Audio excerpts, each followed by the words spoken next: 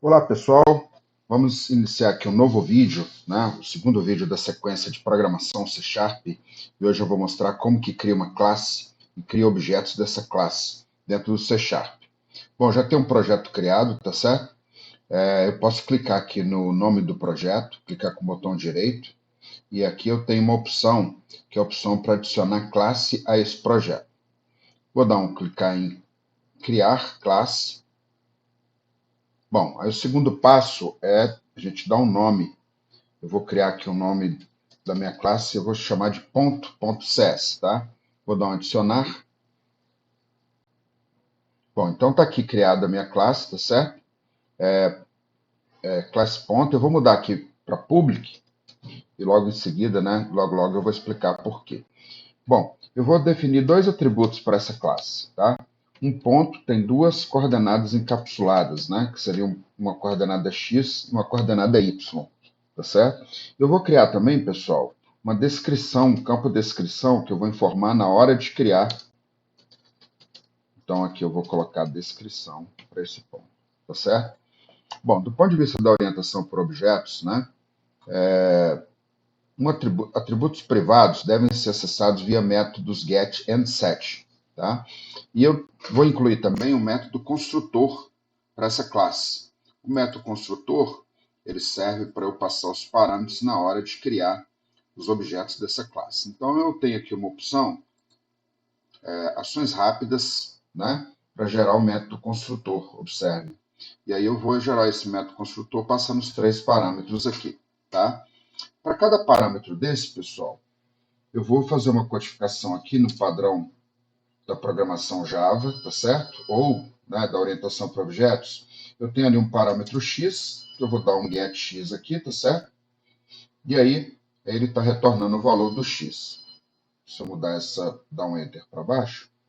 E o y, né, o método set, void setx, tá? Esse setx, então, ele está atribuindo um novo, ele pode ser utilizado para atribuir um novo valor para o x. Bom, então aqui eu estou assumindo, né, que o leitor aí, né, o ouvinte, já tem uma introdução aí, já tenha tido uma introdução à orientação para objetos. E aí, como que eu vou criar objetos dessa classe, tá? Eu vou aqui no programa, vou deixar isso aqui comentado por enquanto, né? Vou criar aqui ponto P1 igual a new ponto. E aí no construtor eu vou passar os valores que eu quero definir com a coordenada 5 e a coordenada 2, tá? Eu vou chamar esse atributo aqui de P1. Bom, se eu fizer aqui um system, um console.writeLine, tá certo? Eu posso chamar esse valor desse P1, né? Posso chamar esse atributo aqui, por exemplo, P1.x igual, né? Eu posso usar essa notação aqui, P1.x, mais, e aqui eu vou usar um getX, né? Para ele me retornar o valor desse atributo P1, tá certo? Da mesma maneira, eu posso fazer o P1.y para pegar o outro valor, né? P1.getY. Quer dizer que ele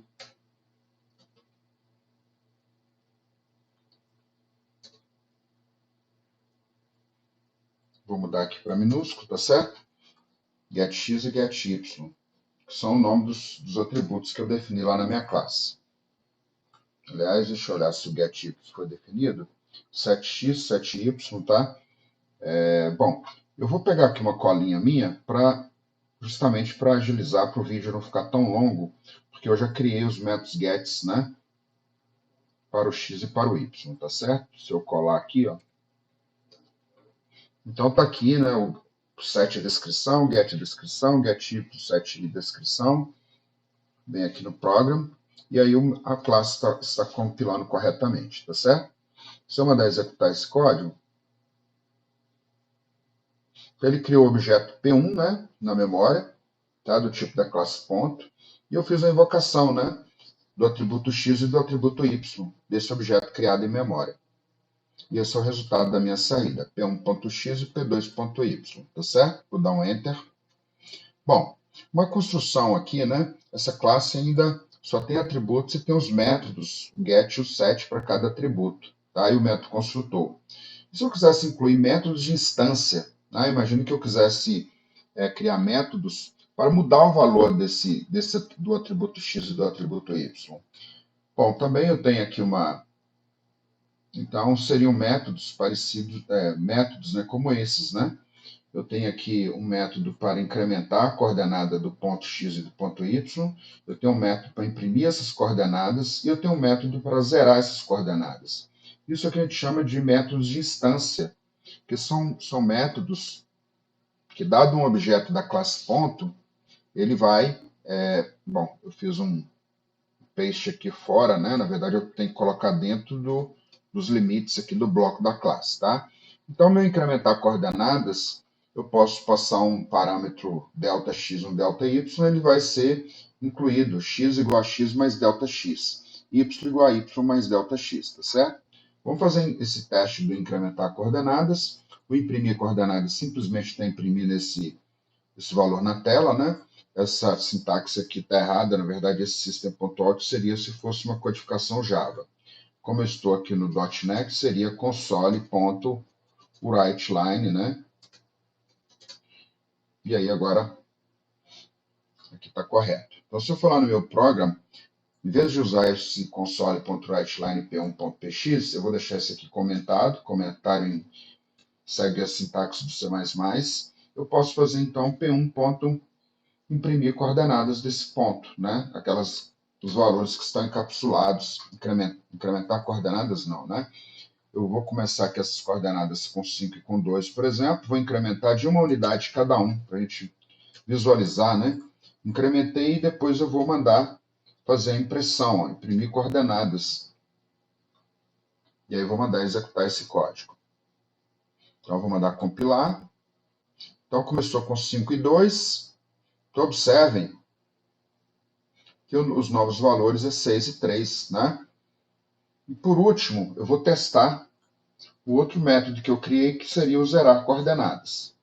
Zerar coordenadas. Então quer dizer que quando eu chamar esse método, ele vai atribuir 0 para x e atribuir 0 para y. Então, se eu mandar ele compilar e executar agora, então observe que na primeira impressão ele vai imprimir 6 e 3, depois ele zerou as duas coordenadas, tá? Eu posso criar outros objetos, né, dentro desse main, com a mesma sintaxe, ponto P1, P2, P3, P4. Esse programa está muito simples, que ele não tem interface gráfica, né? Está tudo dentro do main do código. E para finalizar, pessoal, um método que é bastante utilizado, né? Observem que se eu quiser uma representação textual desse objeto, eu posso criar um método chamado toString. Então, esse toString aqui, né, na sintaxe Java, ele tem essa codificação. E dentro da classe ponto, eu vou definir aqui o meu método toString, tá certo? Return. Observe que esse toString, ele está retornando, montando, né, todos os atributos, o texto, descrição, depois o valor do texto, e assim com x e com y para os dois atributos, tá certo? Então lá no meu código dentro, né, eu posso simplesmente aqui, ó, fazer um console.writeLine e aí chamar, né, desse writeLine, chamar o meu P1 ponto meu toString, tá? Bom, o leitor, né, quem já conhece um pouco de programação aí, eu vou chamar dessa maneira padrão dele aqui toString, tá certo? E aí, o que vai acontecer? Na hora que eu mandar executar esse código, observe que aqui está o resultado do toString, tá certo? Aqui eu estou mandando esse texto formatado do objeto para a saída padrão. Mas o que justifica ter um toString? Se eu estivesse mandando para um relatório, por exemplo, ou para uma console gráfica, aí eu poderia pegar esse valor da string e teria esse valor rapidamente formatado para eu colocar, né, num campo, num relatório e assim por diante, tá? Bom, eu vou ficando por aqui. Eu assumi aqui, né, algumas coisas de orientação para objetos que eu vou fazer um outro vídeo, né, para explicar alguns fundamentos, tá certo? O objetivo desse vídeo é fazer a criação de classe objeto, então, dentro, né, dentro do Visual Studio 2022. Bom, se eu quisesse criar outros objetos aqui, eu poderia criar. E lembrando que a sintaxe, né, isso aqui é um tipo abstrato de dados, onde eu posso criar atributos, né, esses atributos e métodos que vão atuar sobre esses atributos, tá? Se eu compilar esse código, por exemplo, tem aqui o P2, né? Obviamente que nós estamos fazendo o fundamento aqui da construção, né? Imagina que eu quero construir um prédio, então aqui a gente está fazendo os alicerces. Por enquanto a gente não consegue visualizar muita coisa, né? Porque, como eu falei, assim, nós estamos no alicerce ainda. Na medida que a gente for acrescentando mais conteúdo, vai ficando mais claro, né, para os ouvintes que no final você vai ter uma visão de como que eu utilizo essas importantes ferramentas para construir uma aplicação real aí que é bastante demandada no mercado. Um abraço, vamos ficando por aqui e até o nosso próximo vídeo. Espero que tenham gostado.